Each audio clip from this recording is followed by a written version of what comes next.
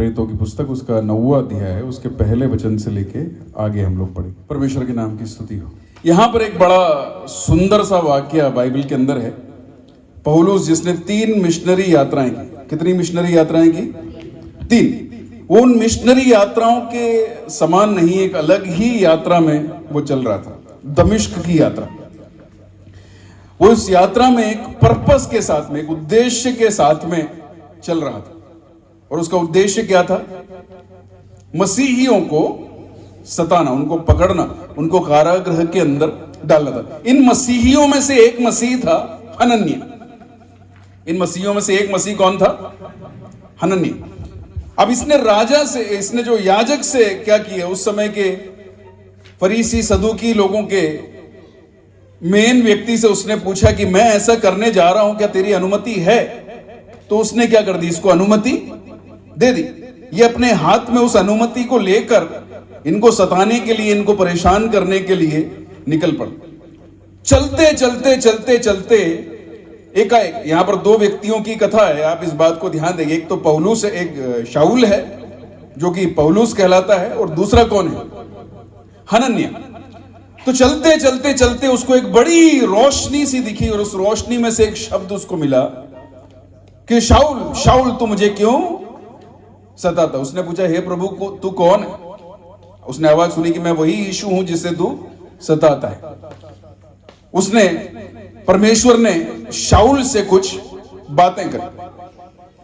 फिर उसके बाद में उसने हनन्याह को, परमेश्वर ने हनन्याह से बातें करी। हनन्याह से बात कर कर परमेश्वर ने हनन्याह से यह बोला कि एक शाऊल करके एक व्यक्ति है जो कि इस अनुभव से गुजरा है, तो उसके पास में, उसने दर्शन में देखा है कि कोई उसके पास में क्या करेगा? प्रार्थना करने के लिए। वो दर्शन किसने दिखाया?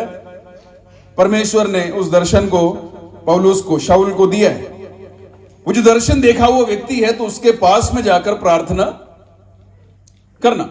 ये जब उसके पास में जाके प्रार्थना करने के लिए जाता है, तो वहां पर वो देखता है कि प्रार्थना करते वक्त शाऊल की आंखों में से पपड़ी के समान चीजें निकलने लग जाती हैं, और जो उसकी आंखें अंधी हो गई थी वो दोबारा क्या करने लग जाता है? देखने लग जाता है। यहां पर हनन्याह से प्रभु एक बात बोलता है कि हनन्याह, ये व्यक्ति वो है जिसके लिए मैं क्या करना चाहता हूं, और ये व्यक्ति वो है जो अन्य जातियों में जाके सुसमाचार सुनाना चाहता है। अन्य जातियों में जाकर सुसमाचार। See the transformation happening in A persons life. एक व्यक्ति के जीवन में एक परिवर्तन यहां पर हो रहा है। क्या हो रहा है परिवर्तन? एक व्यक्ति अपनी यात्रा में मसीहियों को सताने के लिए निकलने वाले एक व्यक्ति को प्रभु जो है उसके जीवन को परिवर्तित करके प्रभु बोलते हैं कि मैं इसको क्या बनाने वाला हूं? अन्य जातियों को जाकर सुसमाचार सुनाने वाला एक व्यक्ति मैं इसको बनाने जा रहा हूं। प्रेरितों का काम 13 अध्याय के अंदर हम लोग जब आते हैं, उसमें लिखा हुआ है, प्रेरित सब लोग जब जमा थे, प्रेरित लोगों से परमेश्वर ने बोला कि शाऊल और बरनबास को अलग करो और उनके लिए प्रार्थना करो। जिस काम के लिए मैंने उनको चुना है, उस काम के लिए उनको प्रार्थना करके तुम क्या करो? अलग करो। They are not designed for the purpose they are thinking they are designed for. वे उस काम के लिए नहीं सृजे गए हैं जो वो सोचते हैं कि उनको करना है। हालेलुया। मेरी बात को आप समझ पा रहे हैं? मेरी सोच और परमेश्वर की सोच, मेरी सोच और परमेश्वर की सोच अलग अलग है। मेरे विचार और परमेश्वर के विचार अलग अलग हैं। मेरे रास्ते और परमेश्वर के रास्ते अलग अलग हैं। मेरे रास्ते क्या? कुछ बातों को मनुष्य के बारे में सीखने के लिए परमेश्वर ने मुझे मदद किया, मैं उसको आपके बीच में रखना चाहूंगा। भजन संहिता उसका 8वां अध्याय, उसके 4थे वचन को और 5वें वचन को हम लोग पढ़ेंगे।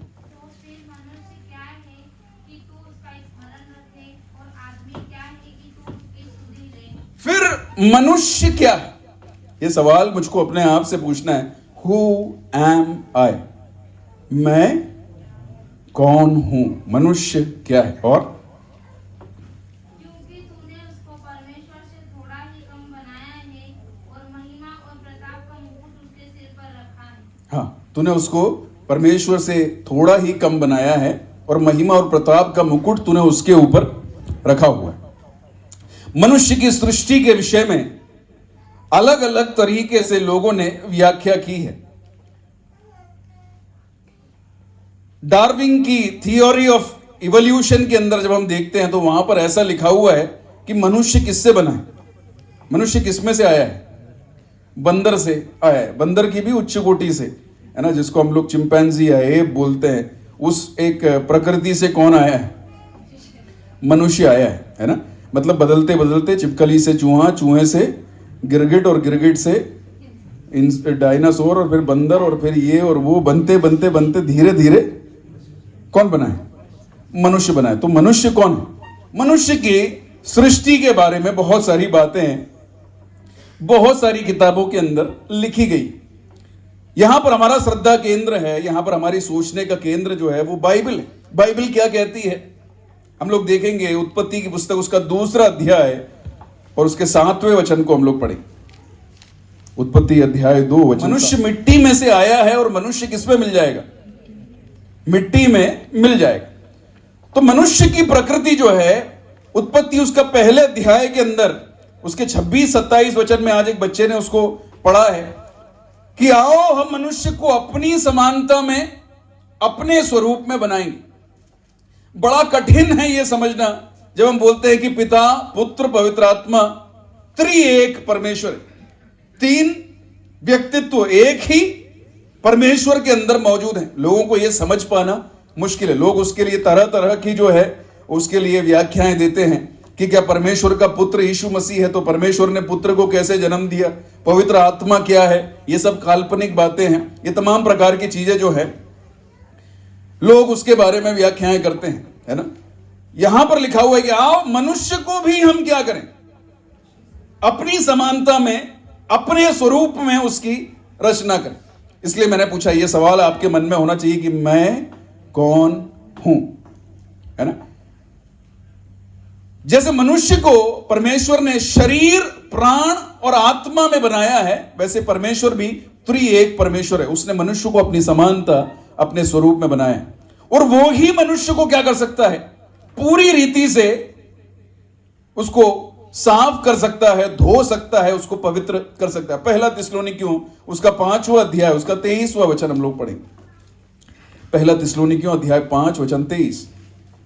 शांति का परमेश्वर आप ही तुम्हें पूरी रीति से पवित्र करे और तुम्हारी आत्मा और प्राण और देह हमारे प्रभु यीशु मसीह के आने तक पूरे पूरे और निर्दोष सुरक्षित रहे। तुम्हारे आत्मा, प्राण और देह, शरीर, प्राण और आत्मा, उसको कौन पवित्र करे? परमेश्वर पवित्र करे। यहां पर उसके पहले भाग के बारे में हम लोगों ने देखा है, मनुष्य का यह शरीर, यह किसमें से आया है? मिट्टी में से आया है। और यह कहां पर मिल जाएगा? मिट्टी में मिल जाएगा। इसकी एक एक्सपायरी डेट है ना। मनुष्य एदन वाटिका में जब रहता था, उसके और परमेश्वर के बीच में एक अच्छी सहभागिता थी। वो परमेश्वर से मिलता था, परमेश्वर उससे बातें करता था। पर हुआ यह कि मनुष्य ने शैतान की बातों को उसने सुना और उसके अंदर वो फंस गया। फंसने के बाद में उसने पाप करने के कारण वो परमेश्वर की महिमा में से वो क्या हो गया? गिर गया। उसके जीवन को एक समय काल दिया गया कि इस इतने समय तक तुम क्या कर सकते हो? इस जिंदगी के अंदर, इस दुनिया के अंदर जिंदे रह सकते हो। वचन बोलता है कि मनुष्य घास के समान है जो उगती है और चली जाती है ना। उसी प्रकार वचन कहता है कि 60, 70 या ज्यादा से ज्यादा 80 साल मनुष्य की आयु। मनुष्य तू क्या है करके वचन उसके बारे में पूछता है। यह शरीर जो है मिट्टी में से आया है और मिट्टी के अंदर खत्म हो जाएगा। क्या हमारा अस्तित्व उसके साथ में खत्म होता है? नहीं। परमेश्वर बोलता है, परमेश्वर का वचन बोलता है, पहला थिस्सलुनीकियों उसका 4वां अध्याय उसके 16 और 17 वचन को हम लोग पढ़ेंगे। पहला थिस्सलुनीकियों अध्याय 4 वचन 16 और 17। क्योंकि प्रभु आप ही स्वर्ग से उतरेगा उठेगा, उस समय ललकार और प्रधान दूत का शब्द सुनाई देगा और परमेश्वर की तुरी फूकी जाएगी और जो मसीह में मरे हैं वे पहले जी उठेंगे। तब हम जो जीवित जो मसीह में मरे हैं वो पहले क्या उठेंगे? जी उठेंगे। उसके बाद में हम रूपांतरित होकर हम लोग क्या कर लिए जाएंगे? उठा लिए जाएंगे। मनुष्य का शरीर खत्म हो जाएगा, पर इस शरीर की अभिलाषाएं हैं। इस शरीर की अभिलाषा। शैतान आया और हव्वा के पास में, स्त्री के पास में आके बातें करने लगा। हव्वा की पहली गलती, शैतान जो बोलता है उसको सुना। तू ठट्टा करने वाले की मंडली में मत बैठना, तू दुष्टों की युक्ति के अनुसार मत चलना। परमेश्वर घृणा करता है चुगली करने वाले से। परमेश्वर घृणा करता है अपने भाइयों के विरोध झूठी गवाही देने वालों से। परमेश्वर घृणा करता है व्यर्थ की बातों को बोलने वाले से। और परमेश्वर नहीं चाहता कि कोई व्यक्ति ऐसी बातों को जो शैतान की तरफ से भरमाने वाली, बहकाने वाली, पाप में गिराने वाली, तरह तरह की बातों के अंदर फंसाने वाली, उन बातों के साथ में बैठकर संगति करे। God doesn't want that. हव्वा ने शैतान से सुना, उसके मन में पहले से था कि परमेश्वर ने यह बोला है कि मत खाना, कुछ तो होगा इसके अंदर। और उसको उसका जवाब कहां से मिल गया? शैतान की बातों से उसको उसका जवाब, मन की अभिलाषा, जीवन की अभिलाषा है ना, उसको उसका जवाब मिल गया कि इस फल को खाने से मैं किसके समान बन जाऊंगी? परमेश्वर के तुल्य, परमेश्वर के समान बन जाऊं। तो ऑटोमेटिकली उसके अंदर कुछ भावनाएं उत्पन्न है। कौन कौन सी भावनाएं? देखने में अच्छा, खाने के लिए अच्छा, और चाहने के, जीवन में चाहने के योग्य। मतलब आंखों की अभिलाषा, शरीर की अभिलाषा और जीविका का घमंड। ये सारा उसके अंदर क्या हो गया? उत्पन्न हो गया। और उसने तोड़ के खाया भी और अपने घर वाले को खिलाया भी, है ना। बोले मैं खा रही हूं तो खाऊं, तुम नहीं बचे रहना, है ना, तो तुम भी क्या करो, इसको खाओ। होता है कि नहीं होता ऐसा? घर में ऐसी बातों को अलाउ ना करें, आलतू फालतू की बातों को घर के अंदर अलाउ ना करें, है ना। परमेश्वर ने आपको अधिकार दिया है, कंट्रोल करने भी सीखना है आपने। पहले तो अपने आप को कंट्रोल करें, फिर जो जो बातों के ऊपर परमेश्वर ने आपको अधिकारी ठहरा रखा है उनको कंट्रोल करें। कभी कभी कंट्रोल करने वाला ही क्या होता है? आउट ऑफ कंट्रोल हो जाता है। तो फिर कंट्रोल किसको करें और कौन करे और क्या करे, कुछ भी समझ में नहीं आता ना।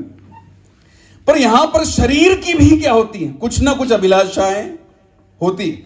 और ये सारी अभिलाषाएं मनुष्य जो है उसको करता करता करता करता करता करता करता करता करता क्या हुआ? आदम के गिरने के बाद में वो करता हुआ। हम जितने भी जन्म लिए हैं वो आदम की संतान बनकर जन्म लिए। बच्चों को मेरे पास में आने दो, क्योंकि स्वर्ग का राज्य इन्हीं के जैसों का है। जो पाप में जन्मे हैं वो जीते जीते जीते फिर कर्म से पाप करने लग गए, अपनी सोच विचार से पाप करने लग गए, अपनी बोलचाल से पाप करने लग गए, अपनी चाल चलन से क्या करने लग गए? पाप करने लग गए। But did God wanted? क्या परमेश्वर चाहता था कि वो ऐसा जिए? परमेश्वर क्या चाहता था? वो क्या फिराए? मन फिराए। दूसरी चीज के बारे में मैं आपको पढ़ाना चाहता हूं। दूसरी चीज कौन सी है? मन। व्यर्थ कल्पनाएं कौन करता है? मन। परमेश्वर को धन्यवाद किसको देना है? ए मेरे मन, तू परमेश्वर को। मन, विवेक, हृदय, कॉन्शियसनेस है, ये सब जो है बाइबल इसके एक जो है उसका एक विवरण देती है। मनुष्य का मन, जीवन और मृत्यु, है ना, सारी बातें उठती कहां से? मनुष्य के हृदय से उत्पन्न होती हैं। मनुष्य के हृदय से उत्पन्न होती हैं। दो तीन चीजें मैंने मेरे ख्याल से कलीसिया में पहली भी बताई है। एक कंप्यूटर जैसे रहता है, input unit, central processing unit, output unit. Input unit सारी बातों को क्या करता है? कंप्यूटर के अंदर, जैसे माउस हुआ, कीबोर्ड हुआ, ये सारी बातें जो है, डिजिटल पेन हुआ, ये सारी बातें इनपुट यूनिट है। आप कंप्यूटर के अंदर इनपुट देते हैं। मनुष्य की इनपुट यूनिट कौन सी है? उसकी आंखें, उसके कान। वो आंखों से क्या? दाऊद गया अपनी छत पर टहलने के लिए, उसने जब दृष्टि की, उसने क्या करी? दृष्टि करी, तो उसने एक स्त्री को नहाते हुए देखा। उसने जब उस स्त्री को नहाते हुए देखा तो वो क्या करेगा, उसके मन के अंदर पाप उत्पन्न हो, he could have backed of, वो क्या कर सकता था, पीछे हट सकता था, पर उसने उरिया को मरवा दिया, उसने उस स्त्री को हासिल कर लिया, वो पाप के अंदर जीने लगा, उसको खुद को जो है इस बात को लोग नहीं जानते होंगे मैं ऐसा जी सकता हूं करके वो जीने लगे। तब परमेश्वर ने नाथान को उसके पास में भेजा और परमेश्वर ने, वही परमेश्वर जो ये बोलता है कि हे शमूएल, मैं मनों को जांचने वाला परमेश्वर हूं, मैंने दाऊद के मन को देखा है, वो दाऊद के पास में है, अपने दास को भेज के बोलता है कि तूने पाप किया है। तो नो वन हैज सीन, किसी ने भी नहीं देखा होगा, पर मैं परमेश्वर, सब कुछ जानने वाला परमेश्वर, मैं ये कहता हूं कि तूने पाप। दाऊद वहां पर फूट फूट के रोने लगे। वो फिर परमेश्वर के सामने बोला, हे परमेश्वर, कौन है जिसका पाप तूने क्षमा किया, जिसके अपराध का तू लेखा ना ले, जिसके अधर्म को तूने ढापा है, वो मनुष्य धन है। तेरी आत्मा को मुझसे दूर जाने ना दे, तेरी पवित्र आत्मा। उसको गीतकार इस प्रकार लिखता है, create in me a clean heart O Lord and renew right spirit within me, cast me not away from thy presence, O Lord. Take not thy Holy Spirit from me. Cast me not away from thy presence, O Lord. Cast me not away from thy presence, O Lord. प्रभु तेरे सानिध्य से मुझे दूर मत करना, प्रभु तेरी पवित्र आत्मा को मुझसे दूर मत करना। मैं ये जान चुका हूं प्रभु कि मैं पापी हूं, मैं ये जान चुका हूं प्रभु जी कि मेरी शारीरिक अभिलाषाओं ने मुझे फंसा दिया है। मैं ये जान चुका हूं प्रभु जी कि ये तेरे सामने व्यक्त है। मैं ये जान चुका हूं प्रभु जी कि तुझसे कुछ भी छुपा हुआ नहीं है।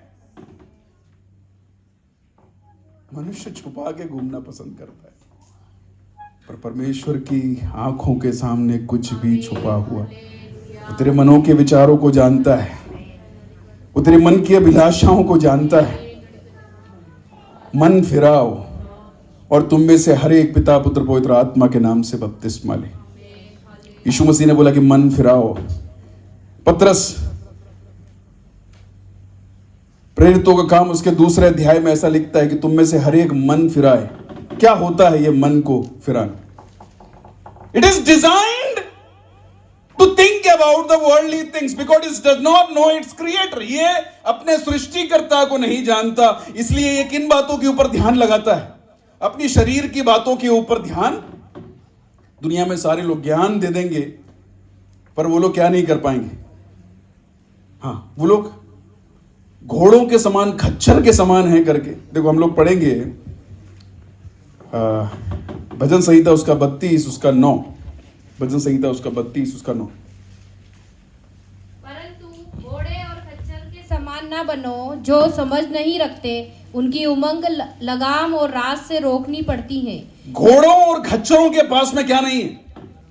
समझ नहीं है, पर तुम्हारे पास में परमेश्वर ने क्या दी है? मनुष्य तू मृगों के समान, मनुष्य तू जानवरों के समान नहीं है। तुझे परमेश्वर ने बड़ा विशेष सृजा है। मनुष्य तू गंदगी में पड़े रहने के लिए नहीं बनाया गया, मनुष्य तू पाप में जीने के लिए नहीं बनाया गया, मनुष्य तू इस प्रकार दौड़ने के लिए, अपनी मन की व्यर्थ कल्पनाओं के अनुसार दौड़ने के लिए नहीं सृजा गया है। मन की कल्पनाएं, मन में उठने वाले विचार, परमेश्वर ने उनके निकम्मे मन के ऊपर उनको छोड़ दिया करके लिखा हुआ है। आप किसी से पूछोगे कि आपने कोई गलती करी, तो वो व्यक्ति क्या बोलेगा? मेरे को तो ऐसा कुछ भी नहीं लगता कि मैंने कोई गलती। किसी से भी पूछ लो आप, A to Z, उसको अपनी दृष्टि में वो क्या लगता है? बड़ा अक्लमंद। पर मनों को जांचना बहुत जरूरी। तेरे मन के विचार मायने रखते हैं। जैसा तू मन में विचार करता है वैसा तू आप है। अगर मन में तू व्यर्थ कल्पनाओं को गढ़ता है तो तुझे मन फिराने की जरूरत है। तो हम लोग मन में क्या सोचते हैं मायने रखता है। हम लोग क्या सुनते हैं ये मायने रखता है। हम लोग कहां पर रहते हैं, किस संगति में रहते हैं। कुछ संगतियां अगर बुरी हैं, अरे नहीं, अगर मैं इस संगति से निकल आऊंगा तो फिर ये लोग क्या बोलेंगे, वो लोग क्या बोलेंगे, जल्दी से निकल जा, जल्दी से निकल जा, इसके पहले कि तू हालेलुया उसके अंदर नाश हो जाए, छोड़ कर आ जा। कुछ चीजें छोड़ने में दिक्कत होती है, कुछ चीजें छोड़ने में, हाँ इसको मैं छोड़ नहीं सकता, इसको मैं त्याग नहीं सकता, धीरे धीरे करके छोड़ दूंगा, धीरे धीरे करके। प्रभु बोलता है इसके पहले कि ये तुझको खा जाए तो इसको छोड़ के निकल, इसके पहले कि ये तुझको निकल जाए इसको छोड़ करके अगर वापस आ जा, बाहर आ जा, इसको छोड़कर तू निकल के आ जा। हमारा मन बहुत बड़ा संकल्पों का एक हालेलुया बड़ा गहरा सा एक बादल के समान है। You have to be very careful. आपको बड़ा ही क्या करना है, ध्यान से रहना है। परमेश्वर की आत्मा इन दिनों में पाने योग्य चीज है। परमेश्वर की आत्मा में जो हालेलुया भर जाता है, उसे सच्चा विवेक, उसे हालेलुया उसकी सही मार्गदर्शन, क्या बोलना है क्या नहीं बोलना है, क्या सोचना है क्या नहीं सोचना है, क्या करना है क्या नहीं करना है। हालेलुया परमेश्वर की आत्मा सही रीति से मार्गदर्शन कराएगी। पास प्यासे को तृप्त करने वाला परमेश्वर। आइए हमारी आंखों को हम लोग बंद करें। Hallelujah hallelujah. पौलुस का मन परिवर्तित हो गया जब उसने प्रभु का दर्शन देखा।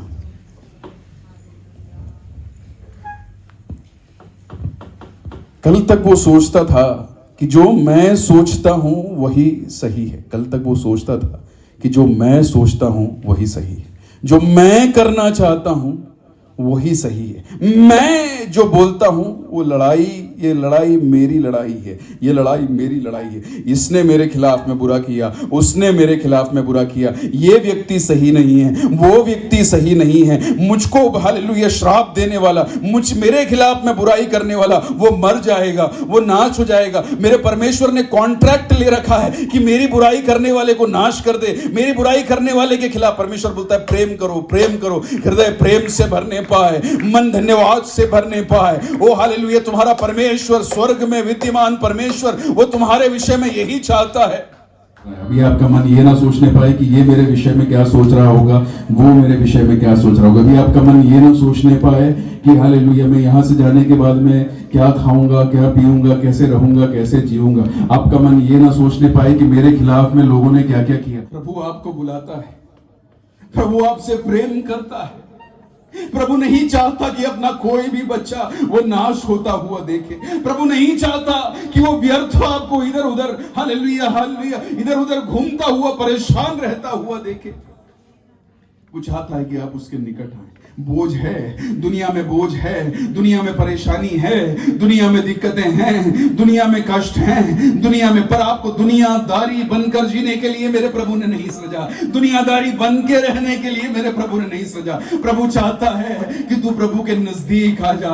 ओ उससे प्रार्थना कर, उससे प्रार्थना कर। तू प्रभु के सामने अपने आंसुओं को, अगर आंखें हैं तो आंसुओं को बहाना है, अगर हाथ हैं तो हाथों को उठा के प्रभु को धन्यवाद देना है, अगर मुंह है तो मुंह से प्रभु को धन्यवाद देना है। मेरे शरीर का हर अंग, मेरे शरीर की हर बातें, ए मेरे मन तो यहोवा को धन्य कर, जो कुछ मुझ में है उसके पवित्र नाम को धन्य कर। I am designed to worship the Lord.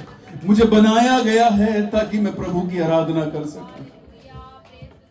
माता पिता इज्जत करने के लिए बनाए गए, भाई भाई आपस में प्रेम करने के लिए बनाए गए।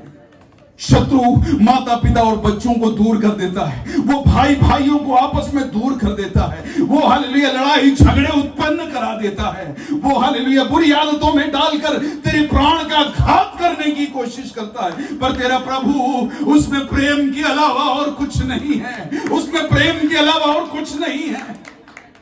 उससे दूर रहना तेरे लिए उचित नहीं है। तू अगर अपनी बुद्धि पर भरोसा रखता है, तेरी बुद्धि तुझे धोखा देगी, तेरी बुद्धि तुझे धोखा दे दी, लिख के रख ले। तू मनुष्यों पर भरोसा रखता है, मनुष्य तुझे धोखा देंगे, लिख के रख ले। तू धन पर भरोसा रखता है, धन तुझे धोखा देगा, लिख के रख ले। इस संसार की प्रभुओं पर, राजाओं पर, रथों पर, घोड़ों पर अगर तेरा भरोसा है, वो तुझे धोखा देंगे। लिख के रख ले। हालेलुया। वो सबसे अक्लमंद सुलेमान ऐसा कहता है कि सब कुछ माया, सब कुछ माया, सब कुछ माया, केवल एक ही सत्य है, वो मेरा प्रभु है। अगर वो है तो मेरा परिवार सुखी है। मेरी पत्नी मेरे घर के अंदर फलवंत दाखलता, मेरे बच्चे मेरे मेज के चारों ओर जलपाई के पौधे के समान होंगे।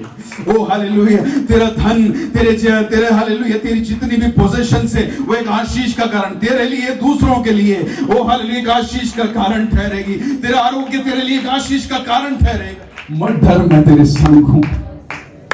मैंने तुझे कभी भी छोड़ा नहीं, मैंने तुझे कभी भी त्यागा नहीं। तू मेरी आंखों की पुतली के समान है, तू मेरी नजरों में है। मैंने अपना चित्त तुझ पर लगाया हुआ है। तेरी मां के गर्भ में उत्पन्न होने के पहले मैंने तुझे नाम लेकर बुलाया है। मैंने तेरे सिर के बालों को गिना है।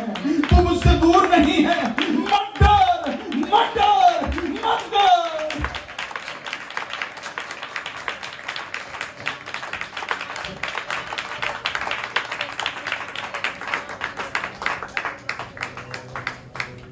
आइए हम लोग एक गीत की चंद पंक्तियां जब गाएंगे, मैं आपसे अनुरोध करता हूं, आज का दिन मेरे लिए। आप दुनिया के लिए जी लिए, आपने बहुत कुछ कर लिया, आप जगह जगह दौड़ लिए, आपने सब कुछ कर लिया। एक दिन के आप अपने लिए अलग करना चाहेंगे, आंखों को बंद रखें, हाथों को लहराते हुए इस गीत को गाएंगे। परमेश्वर को धन्यवाद देते हुए हम लोग इस गीत को गाएंगे। मनों को जांचें, आंखों में से आंसुओं को बहने दें, शरीर को अपने हालेलुया, ओ हालेलुया, परमेश्वर की आत्मा के नियंत्रण। अगर आप पवित्र आत्मा से नहीं भरे तो आज रोने का समय है। मन से मांगो तो तुम्हें दिया जाएगा। परमेश्वर का वचन बोलता है मन से मांगने की आज जरूरत है। प्रभु जी तेरी आत्मा से मुझे भर दे।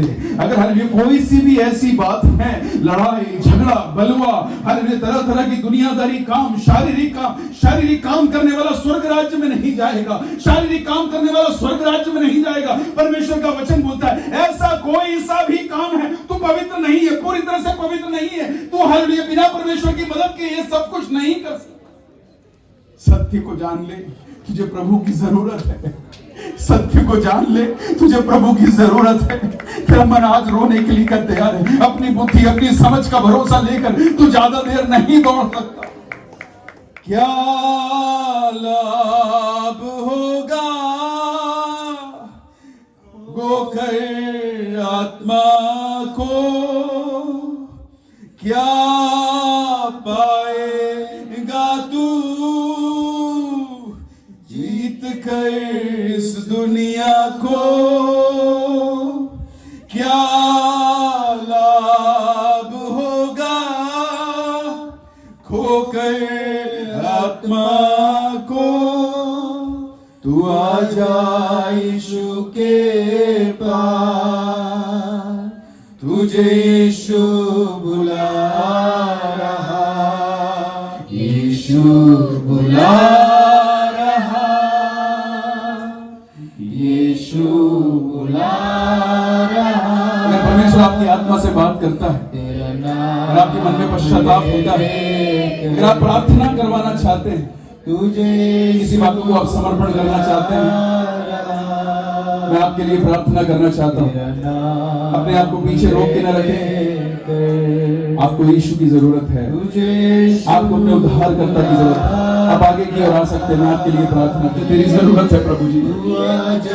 मैं निसहाय हूँ परमेश्वर, मैं निसहाय हूँ परमेश्वर। मेरा बल मुझे परास्त कर देगा, तेरी शक्ति मुझे परास्त कर दे।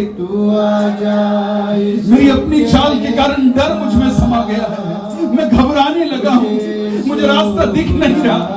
मत डर, मत डर, मत डर, मत डर। यीशु बुला रहा,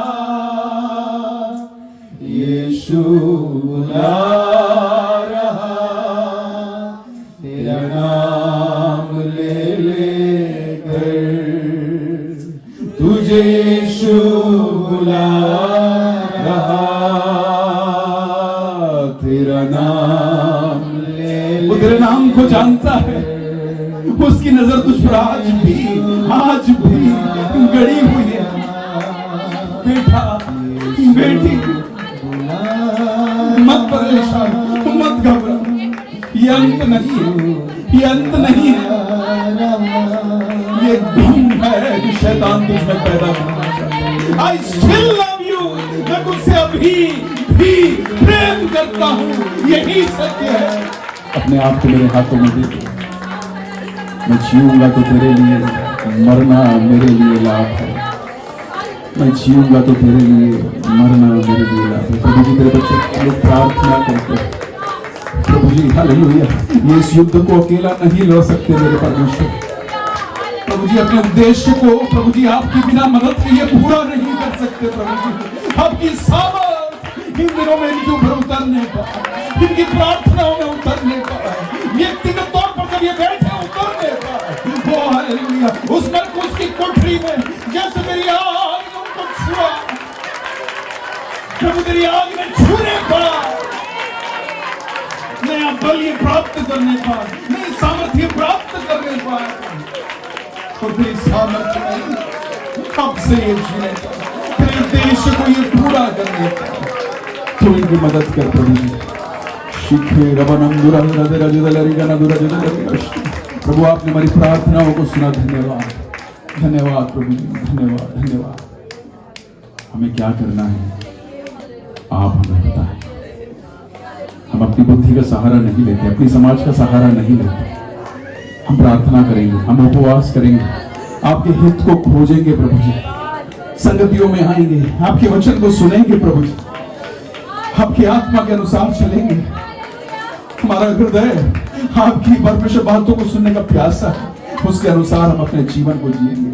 हमारी सहायता करें प्रभु जी। आपने हमारी प्रार्थनाओं को सुना, धन्यवाद। इनमें से हर एक को पिता पुत्र पवित्र आत्मा के नाम से आशीषित देता हूं। शैतान का झूठ परमेश्वर इनके जीवन में परमेश्वर कोई काम नहीं करता। ये आशीषित है, आशीषित रहेंगे प्रभु जी, तेरे लिए उपयोग में आ रहे हैं, आएंगे प्रभु जी। हमें पिता पुत्र पवित्र आत्मा के नाम से आशीष देते हैं मेरे परमेश्वर। प्रार्थनाओं को सुनने के लिए धन्यवाद। प्रार्थना यीशु के नाम से मांगते हैं, आमीन आमीन।